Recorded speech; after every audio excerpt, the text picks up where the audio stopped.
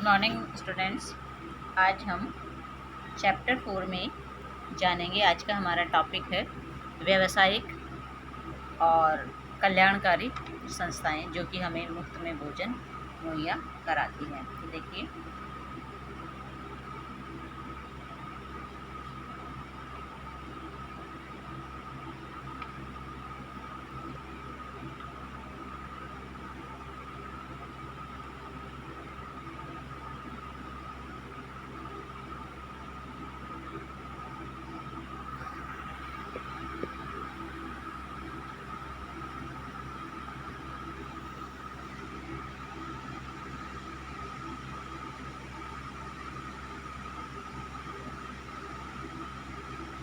कल्याणकारी, गैर व्यावसायिक और व्यावसायिक भोजन सेवाएं प्रदान करने वाले भोजन सेवा प्रतिष्ठानों के प्रकार। अब देखिए, कल्याणकारी भोजन प्रबंध कैटरिंग। अब इसमें क्या क्या दिया हुआ है जानते हैं। एक तो है अनाथालय। कौन सा है? अनाथालय। वहाँ पे लोगों को जो है कल्याणकारी भोजन प्रबंध के अंतर्गत आएंगे ये, ठीक है। तो वहाँ पे अनाथालय में जो लोगों को भोजन जो अवेलेबल उपलब्ध कराया जाता है वो मुफ्त में होता है। फिर है जेल। जेल में भी खाना मुफ्त होता है।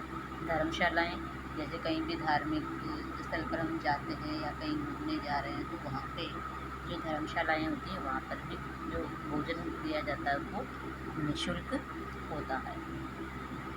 फिर है लंगर। मंदिरों में भक्तों को दिया जाने वाला प्रसाद और भोजन भी मुफ्त होता है। फिर धार्मिक उद्देश्यों से चलाए जाने वाले भोजन कार्यक्रम जैसे रामकृष्ण मिशन, इस्कॉन टेम्पल। कभी आप इस्कॉन टेम्पल गए हो? हमारे आसपास ही है ये।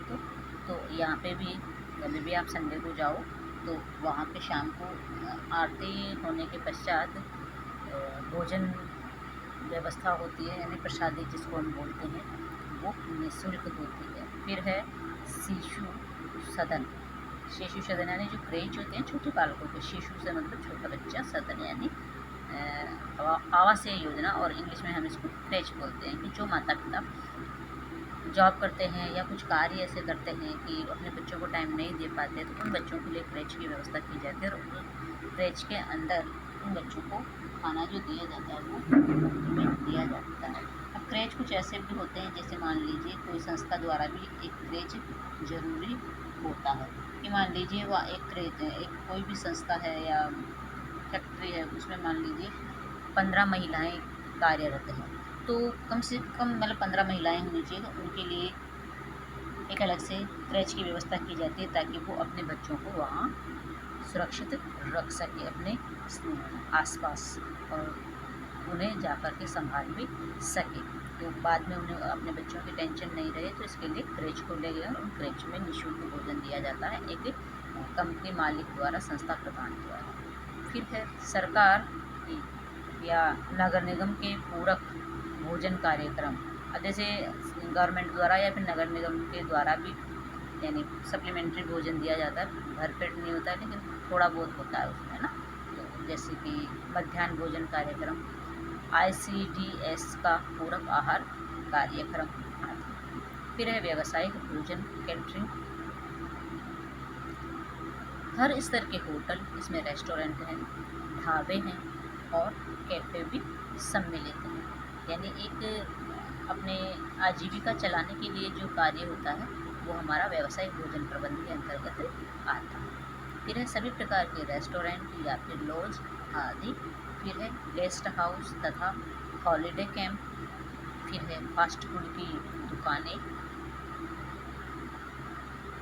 टेक अवे से आप जानते हो, जैसे कि अपन कहीं जाते हैं और वहाँ पे बीच में जब हमारा व्हीकल रुकता है, बस से हम जा रहे हैं सवारी कहीं, और फिर बीच में जो टेक अवे आता है वहाँ पे जब हम रुकते हैं तो वहाँ पे हमें बहुत सारे रेस्टोरेंट्स ओपन में भी मिल जाते हैं, होटल्स भी होते हैं जहाँ से हम कुछ खाने के लिए लेते हैं।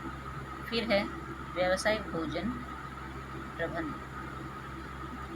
स्नैक बार, अल्पाहार गृह, coffee shop, ice cream parlour, pizza pasta की दुकानें। फिर सिनेमा हॉल, नाटकशाला, मॉल में भोजन सेवाएं, फिर है बार मदिरालय। ये सारे पिक्चर इसमें दिए हुए हैं। फर्स्ट जैसे यहाँ पे क्या होता है, अल्पाहार गृह, यहाँ पे थोड़ा बहुत कुछ स्नैक्स वगैरह ले सकें। इसमें दिया है कॉफ़ी शॉप, आइसक्रीम पार्लर, ये देखिए आइसक्रीम पार्लर। फिर हमारा सिनेमा हॉल, वो तो आप जानते ही हैं। फिर बार मदिरा, ये देख लीजिए बार मदिरा का। फिर है विभिन्न प्रकार की व्यावसायिक प्रबंध, सामुदायिक, स्थलीय और वायुवीय यात्राएं। देखिए सामुद्रिक यानी आप कोई जहाज के माध्यम से कहीं यात्रा कर रहे हैं, स्थलीय कोई ट्रेन बस से आप जा रहे हैं, वायुवीय यानी एरोप्लेन से आप जा रहे हैं। जैसे वायुयानों का रसोईघर है, रेलगाड़ियों में बूफे कार है, रेलगाड़ियों के अंदर भी इस खाने पीने की सारी एक रसोईघर होता है जो कि यात्रियों को डिब्बाबंद भोजन मुहैया कराता है, अवेलेबल कराता है। फिर है संगोष्ठियाँ, कार्यशालाओं, सम्मेलनों, पार्टियों और शादियों के लिए भोजन प्रबंध आदि कई प्रकार की चीज़ें होती हैं। उद्योगों और संसाधनों के लिए संविदा आधारित भोजन प्रबंध, श्रृंखला भोजन प्रबंध संस्थान।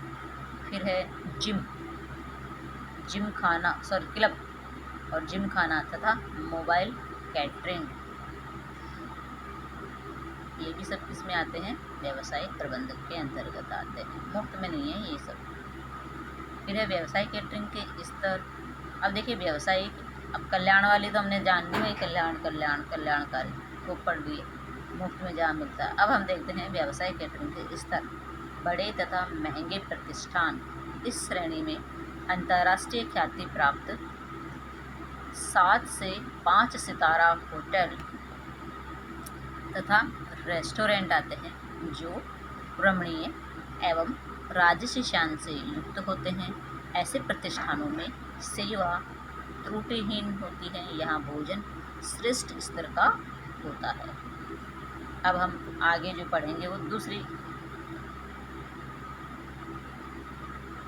पिक्चर के माध्यम से हम पढ़ेंगे। देखिए वो हम स्क्रीन पे अभी शेयर करते हैं।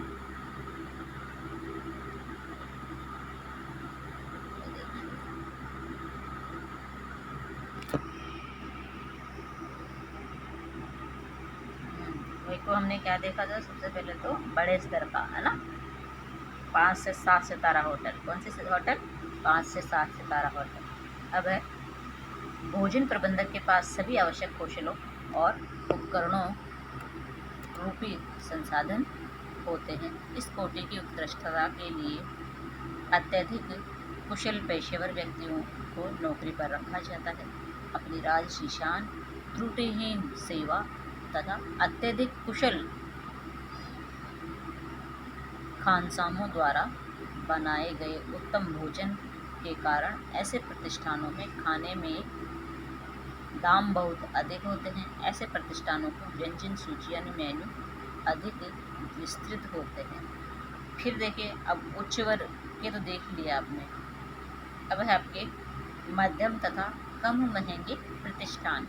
इस श्रेणी में आमतौर पर 3 से 4 सितारा, वो तो थे 5 से 7 सितारा, ये 3 से 4 सितारा होटल तथा नामी रेस्टोरेंट इत्यादि को रखा जाता है, जो बड़े प्रतिष्ठानों की अपेक्षा काफ़ी छोटे और अपेक्षाकृत कम महंगे होते हैं। ऐसे प्रतिष्ठानों का परिवेश भले ही बड़े होटलों के राजसी परिवेश की तरह नहीं होता, परंतु काफ़ी हद तक उनमें मिलता जुलता तथा सुखद और खुशहाल होता है। यहाँ भी भोजन की गुणवत्ता तथा सेवा उच्च स्तर वाली होती है, परंतु खर्च और कीमत बहुत ऊंचे स्तरों के होटलों की अपेक्षा थोड़े कम होते हैं। ऐसे प्रतिष्ठानों की व्यंजन सूची काफ़ी विस्तृत होती है। अब देख लीजिए, हर कोई चाहेगा ना ऐसे अच्छे अच्छे होटलों में जाना, लेकिन अच्छे अच्छे होटलों में जाने के लिए हमारे पास पैसा भी होना चाहिए, मनी। अब यहाँ पे जो फर्स्ट पिक्चर जो दिखाई गई है, देखिए ये बहुत ही शानदार होटल का है, जहाँ पे लाइटिंग वाइटिंग और अच्छी सुविधा बैठने की, वेटर्स की, फिर आपके लिए वहाँ पे मनोरंजन के लिए बहुत सी चीज़ें भी होंगी, ठीक है। और वहीं एक मध्यम स्तर के में देखिए, यहाँ पे ऐसी कोई व्यवस्था है नहीं। हाँ, वहाँ पे आपके लिए डाइनिंग टेबल्स लगा दी गई हैं, वेटर्स भी वहाँ पे अवेलेबल होते हैं, खाना भी आपको उच्च कोटि का मिलता है, लेकिन जो सुविधा आपको 5 और 7 स्टार होटल में मिलती है वो यहाँ पे आपको नहीं मिल सकती है।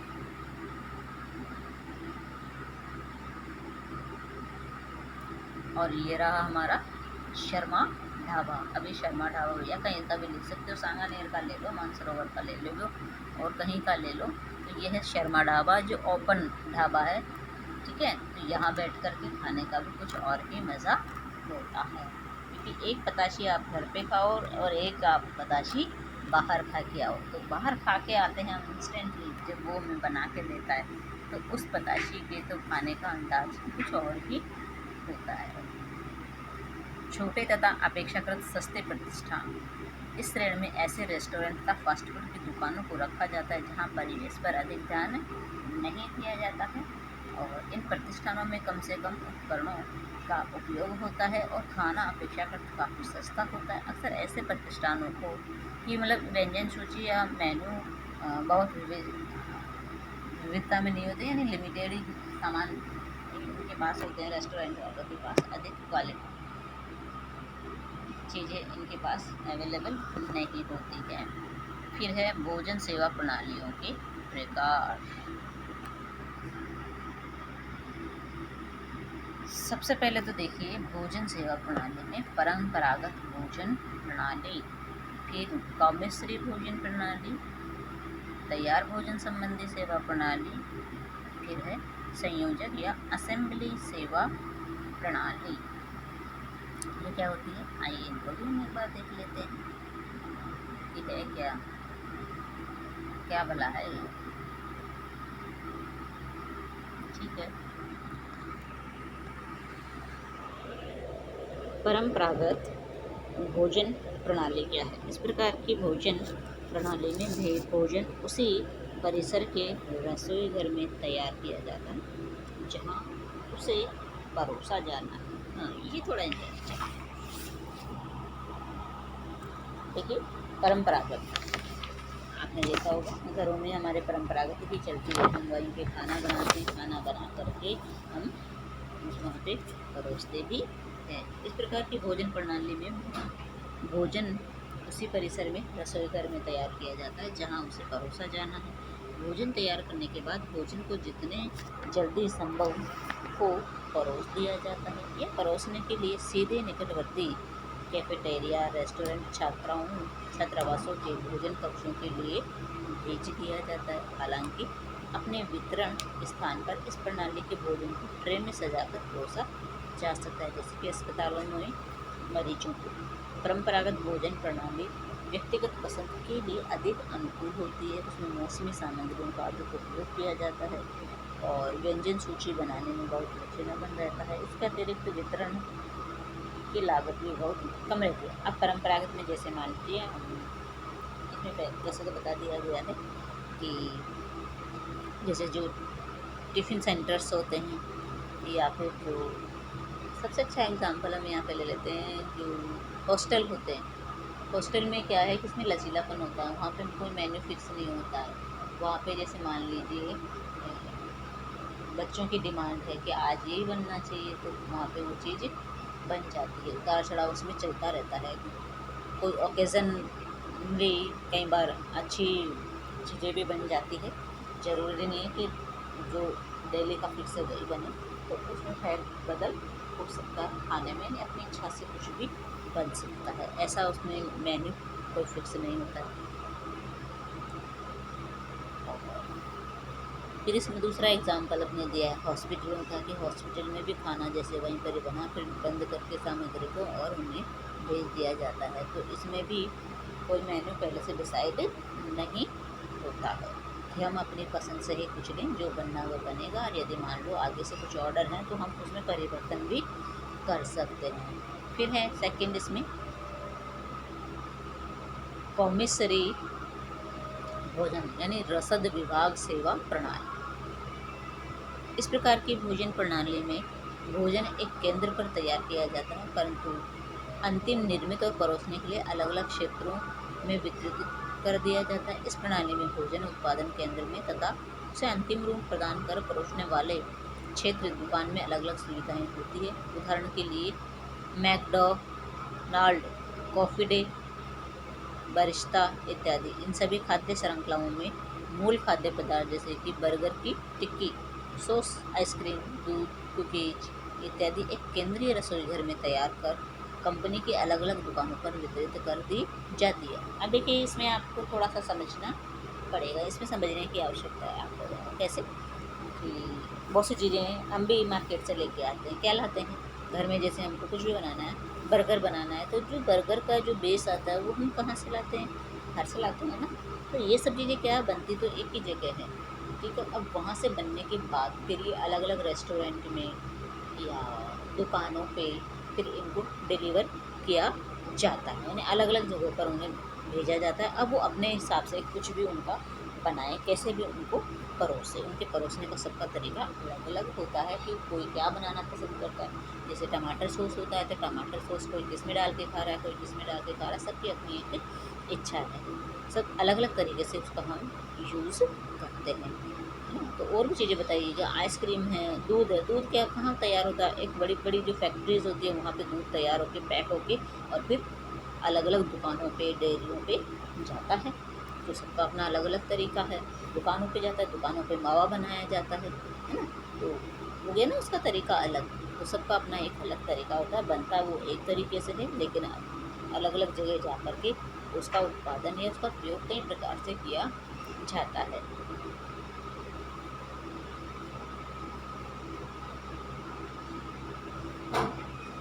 फिर इसमें बताया गया है कि जब भी कोई ग्राहक बर्गर या मिल्क शेक का ऑर्डर देता है तो ग्राहक की इच्छा अनुसार टिक्की को फ्राई कर या दूध में सुगंध और अन्य संगठकों, ऊपरी सज्जा इत्यादि मिलाकर तैयार कर दिया जाता है। इस प्रकार की भोजन प्रणाली सेवा का सबसे बड़ा लाभ यह है कि इसमें संगठक सामग्री अधिक मात्रा में खरीदी जा सकती है, जिसके कारण धन की बचत होती है। इससे हर इकाई के लिए खाद्य पदार्थ बनाने के लिए अलग अलग उपकरणों और व्यक्तियों की आवश्यकता नहीं पड़ती है। फिर इसमें दिया हुआ है भोजन तैयार भोजन संबंधी सेवा प्रणाली।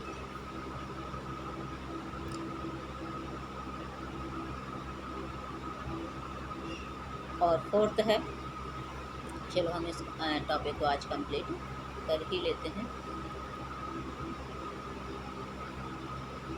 असेंबली सेवा प्रणाली, ठीक है। ये आपने यहाँ पे एक तो थर्ड नंबर पे है तैयार भोजन संबंधी सेवाएं प्रणाली, इसको भी देख लेते हैं। इस प्रकार की भोजन सेवा प्रणाली में खाद्य पदार्थों को परोसने के समय से बहुत पहले ही बनाकर तैयार कर लिया जाता है। जब तक वे उपयोग में नहीं आते उन्हें हिमशीतित रखा जाता है। आजकल हर बड़े शहर में इस प्रकार के बहुत से खाद्य पदार्थ मिलते हैं, जैसे कि हिमशीत पराठे, समोसे, कटलेट, फ्रेंच फ्राइज़। हाँ, इनको क्या है, एक ऐसे वातावरण में रखा जाता है जो लंबे समय तक रह जाते हैं और फिर घर ला के आप इनको यूज़ में ले सकते हैं, खा सकते हैं। फिर है संयोजक असेंबली सेवा प्रणाली। इस प्रकार की भोजन प्रणाली में पूर्ण रूप से तैयार खाद्य पदार्थ विनिर्माता से खरीद लिए जाते हैं और परोसे जाने वाले स्थान पर परिपक्व यानी सीजनिंग, पिघलाना, गलाना, पुनः गर्म करना जैसी अंतिम प्रक्रियाएं की जाती है। इस कार्य में परोसने के स्थान पर कम से कम पाक क्रिया करने की आवश्यकता होती है। उदाहरण के लिए गोलगप्पे, पानी पूरी या भेलपूरी बेचना, इसमें खाद्य पदार्थों की निर्माण प्रक्रिया उनके परोसने से बिल्कुल अलग रखी जाती है। इस प्रणाली की प्रमुख सीमा यह है कि अक्सर तैयार की जाने वाली खाद्य उत्पादों की मात्रा बहुत अधिक नहीं होती है।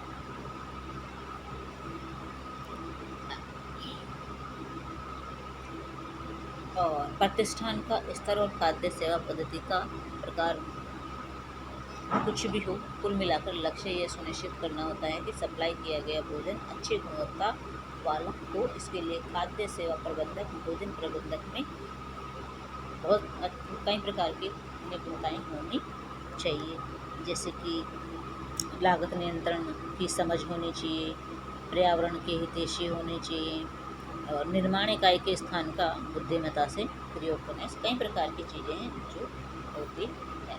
अब है